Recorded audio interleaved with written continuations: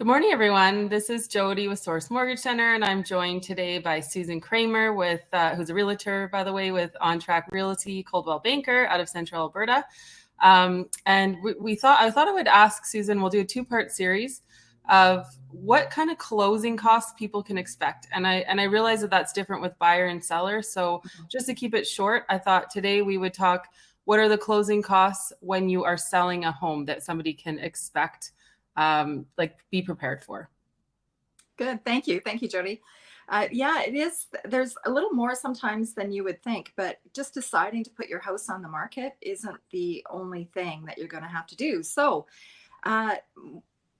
everybody knows that you pay in Alberta a commission to the realtor who helps you sell your home. What some people don't realize is that you're actually paying both the buyer and the seller agent.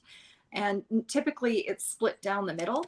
And right now in Alberta, we're looking typically at 6% and 3% for the total commission.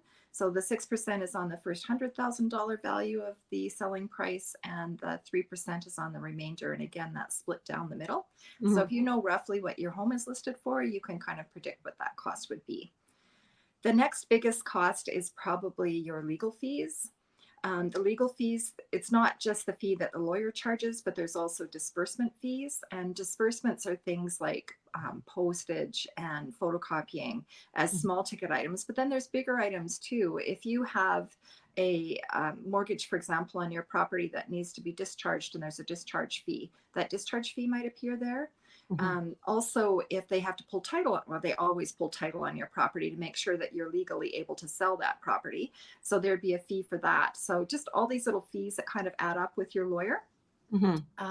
Then we've got the tax settlement. So if you pay annually your taxes and you're selling, say in January, you've already paid 6 months of your taxes, you get a credit back on those 6 months that you overpaid.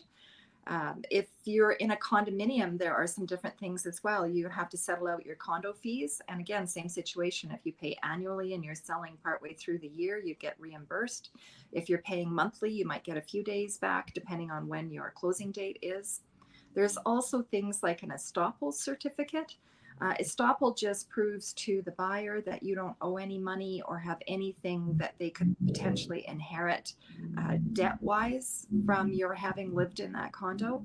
So it just says you're caught up with your condo fees and a bunch of other things along those lines. Right. And then there's other condo docs as well. So sometimes you want to look at the bylaws, you want to see the reserve fund. Like there's a series of things with bylaws that are important, and that's probably a good topic for another day. But there are sometimes costs associated with acquiring those documents as well. And then you'll often hear about a real property report and title insurance, and they're very similar. And again, we can talk about them separately in another day.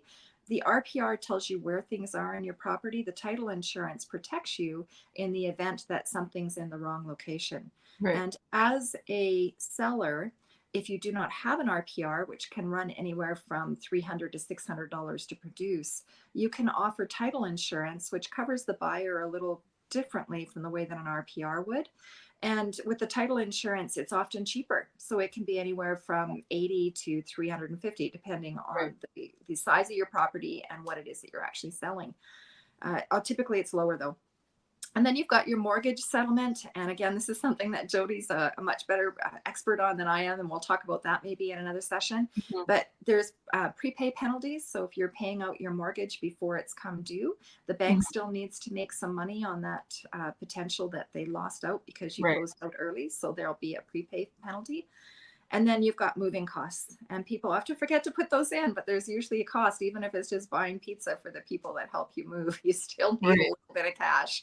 Yeah. So from a seller perspective, those are the highlights. I may have missed the odd little item, but it won't. Yeah, that's great. That's very detailed. And so I guess if you're selling a home, the best place is to contact a professional such as yourself that can really sit down with the client and go through what all those costs might be, so they can make sure that there's enough money once they sell to cover everything. Right. That's the best thing to do, hey, is reach out to a professional. Don't try to do it alone. I'm sure you have good contacts for lawyers, as do I, that you can put people in touch with and get a really good understanding for what the legal fees would look like too. And that way they know what they're up against, right? Exactly. Okay, well, thanks so much, Susan. I really appreciate it. If anyone wants some information, is looking to sell their home, definitely reach out to Susan. I know she'd be happy to help you. I've thrown her contact information down there at the bottom.